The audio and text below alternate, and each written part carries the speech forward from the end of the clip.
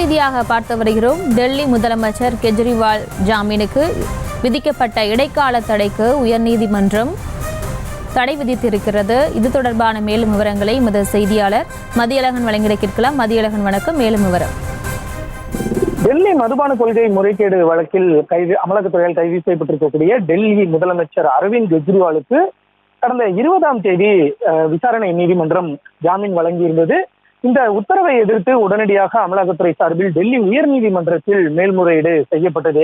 வழக்கை விசாரித்த நீதிபதி இந்த மனு மீதான தீர்ப்பை ஒத்திவைத்தார். அதாவது அமலாக்கத்துறையின் மேல்முறையீடு மனு மீதான தீர்ப்பை ஒத்தி வைத்திருந்தார். இந்த மனு மீது உத்தரவு பிறப்பிக்கும் வரை கெஜ்ரிவாலுக்கு ஜாமீன் வழங்கிய விசாரணை நீதிமன்றத்தினுடைய உத்தரவிற்கு இடைக்கால தடை விதிக்கப்படுவதாகவும் தெரிவித்திருந்தார். இதன் மூலம் கெஜ்ரிவால் சிறையிலிருந்து வெளிவர முடியாத ஒரு சூழல் ஏற்பட்டிருந்தது.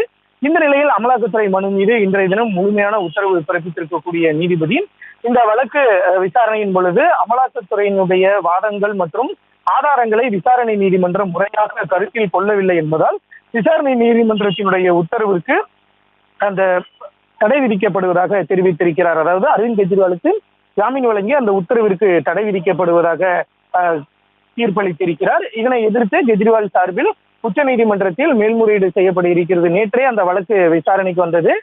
இந்த நிலையில் டெல்லி உயர்நீதிமன்றத்தின் உத்தரவை பொறுத்து முடிவெடுக்கலாம் என உச்சநீதிமன்றம் தெரிவித்திருந்த நிலையில் தற்பொழுது விசாரணை நீதிமன்றத்தின் உத்தரவிற்கு உயர்நீதிமன்றம் தடை விதித்திருக்கிறது. விவரங்களுக்கு நன்றி மதியழகன். செய்திகளை உடனுக்குடனும் துல்லியமாகவும் தெரிந்து கொள்ள சப்ஸ்கிரைப் பண்ணுங்க.